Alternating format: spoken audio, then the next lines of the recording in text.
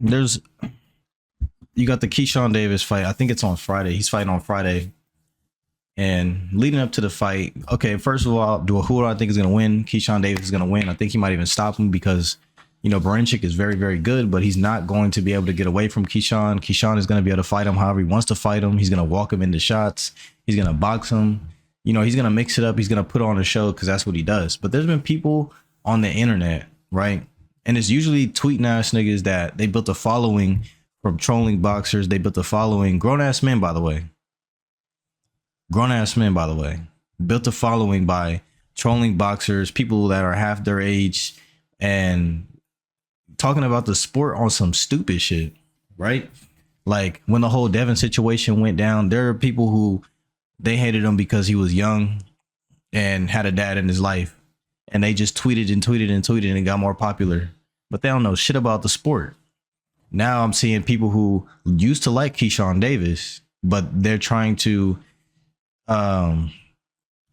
like speak down on him because they don't want to see him fight Tank. Once he started calling out Tank Davis, a lot of people started to come out and be like, oh, he needs to show me something because he doesn't deserve the Tank fight and this and that. Well, look, if Kid Austin and a lot of these prospects, right? This year has been the year of the prospects. This year has been the year of the prospects because you got Kid Austin and Shakur. You just had Jared Anderson get cooked by Bacoli, who's a veteran, proven veteran, and Jared Anderson was, top prospect in the game. And as a heavyweight, I think honestly, I always thought heavyweight was too big for him ever since he fought against, what was his name? Charles, got his last name, but that big dude with the dreads that he fought that gave him a run for his money and showed that his chin was questionable, right? So you got Jared Anderson who got knocked down. You got Kid Austin who's probably going to lose to Shakur Stevenson because he's stepping up to the plate, fighting a championship fight. And then you got, Keyshawn is fighting for a belt. So now he'll be in a position to say, hey, Tank Davis, you want a belt? Come grab one. I'm at 135. And people don't want to see that because it'll be one of Tank's most dangerous fights, considering how good Keyshawn Davis is. I mean, look at he just cooked a dude who came in 16 pounds heavier than him, and Gustavo Limos. He wasn't more skilled, but, he came in and his thing was, he got power. But Keyshawn said when he caught his punch the first round, which is when a pressure fighter usually is that they're most dangerous. They come in hot, they swing, and you have to just make them work harder than they want to work. You gas them out, and then you break them down, right? He said he took that first punch on his guard and was like, looked at his brothers and was like, he don't got no power. So that shows, this dude is very strong. He's very capable. He's capable of dealing with pressure. He's capable of dealing with power. He's very calm under pressure. I think that he's going to have a field day with Baranchyk. And I'm glad that he's finally getting the opportunity to box for a title and call a few shots, even possibly. Top Rank, usually they take their time when it comes to putting their prospects on pay-per-view.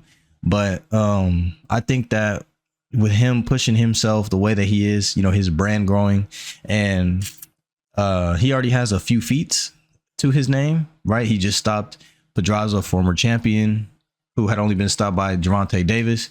Then after that, he stopped Gustavo Limos, a man who came in he was pretty much almost 150 pounds and some change. When he came into the fight, he weighed in like 15 pounds heavier, it was like 7 pounds heavier. He rehydrated and he was like 15 pounds heavier, 16 pounds heavier that on fight night, something crazy like that, right? So he has a few feats to his name.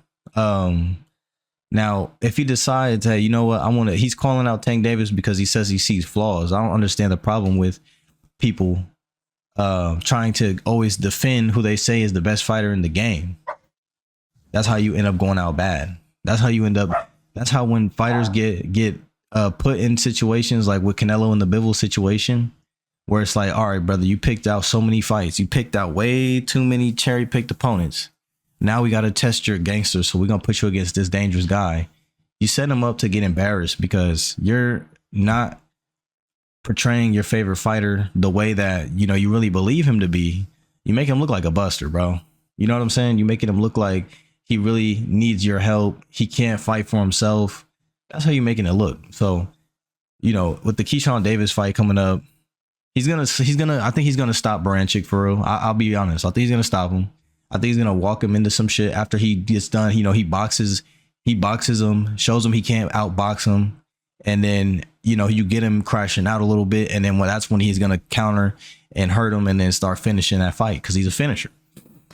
So because I think that's the case, people are gonna say again, oh, who is Brenchick? Even though that's a lot of people's favorite. They got him on their favorite list and this and that. Lomachenko's homie. You know what I mean? They're gonna be like, oh, who is that? Who is that? Right? But he's a belt. He's a champion. He's a champion. So again, this guy is getting champions on his list and radar sooner than Tank Davis is. So again, I don't want to hear anybody be like, what has he done? How has he deserved this fight against Tank Davis? I don't want to hear that, because a lot of these grown fanboys and cheerleaders and people with pom-poms on and things like that, it just telling the truth about what things are and calling a spade is literally their kryptonite. They can't do it. And if you do it in the comment section, or if you try to do it and go back and forth, it's a waste of time. I'm telling you now, it's a waste of time, because all they're going to do is just try to troll you, or people who are in the comment section that are clearly have some sort of, they have no idea what they're talking about when it comes to the sport, are going to just come after you and try to make it a big deal. You know what I mean? So with that being said, stop trying to, I hope that they don't try to use Keyshawn Davis to, or they don't turn on Keyshawn. I mean, I know they will, but I hope that they don't turn on him after he gets this victory and then he says, Tank, I need that now that I have a belt. I don't want people to just start trying to turn on him and make him be the villain as well. Like, I know he talks his shit, but he's a cool dude. And I think that he means what he says. Like, he's serious. He's serious. You know what I'm saying? I think that he is serious. And I hope that, he does take things over at 135. There are some demons at 135, but I don't know if they're as sturdy as Keyshawn Davis is right now. Whether or not, whether I think Tank fights him or not, I don't think so. But I don't want y'all to try to turn it and try to make him the villain just because he's a hell of a fighter. That will be some of the jankiest shit you could ever do. And I already see a little bit of it out there on Twitter, a little bit of it. But I'm making this video just to document before the wave comes of what I think might happen. And I don't want to. I'm hoping that it doesn't become that, because this guy has a hell of a momentum. And if they start politicking against him to protect people, if they start, that's the things they do in boxing that are janky. And a lot of it is the fans' fault. A lot of it is the fans' fault, whether it's the race fans, the coon fans, which are the black fans that rock with the race fans because they want to get clout and more popular. It's no different than back in the day with the minstrel circus, and you had the minstrel shows where the black people were playing into the blackface because they were able to get rich and famous. Now, a lot of these Twitter ass niggas are not rich and famous. They don't even have an identity. No one knows what they look like. They don't have a YouTube video. They don't have a Twitch stream. They don't have a point of view. All they do is follow whatever mainstream media says and whatever the memes are. So them niggas are not rich and famous. But I'm saying people are going out of their way to try to get some clout and use, at the expense of some of these guys' careers. And there have been people that have fallen on the wrong end of the stick. Jermaine Ortiz, for example, where you got people that are trying to say T.O. is this and this and that, and you got people getting robbed in fights. You know what I'm saying? You got people who win and their career is never the same afterwards because, they don't get the opportunity, or, it's things like that I don't want to see Keyshawn Davis go through that. I hope that in reality, he wins this fight as a belt holder, and they don't try to hold him back like Jerron, or they try to hold him like, you know what I'm saying? Like, let him eat, man. Let him cook. This fight, I know how it's gonna play out, and I can't wait to see it play out on Friday. I'm gonna be I'm gonna be gone, but I'll bring my laptop, so maybe I'll be able to record a video afterwards, or I might do it on my phone. It won't look like this. So it'll be a little janky, but I know I'll be able to get my thoughts a little bit. I might do it on my Instagram over there at Sleep Boogie Fights. We'll see, but I can't wait to see it. And I hope that afterwards, they don't try to Jerron Ennis this man. He's more outspoken than Jerron, so it's harder to get him lost in the sauce because he does have a following. I mean, bro, this man, his post got by himself 83K likes. This is his post. He didn't collab with anybody. And no, excuse me, that's this is him. This is just him, right? Yeah, 103K likes. He's getting pushed by the algorithm right now. He's building a hell of a brand. And the comment, he got the comments to match. You dig? He got the comments to match. So, oh, Skinny Luther, what's up, squad? He follows me.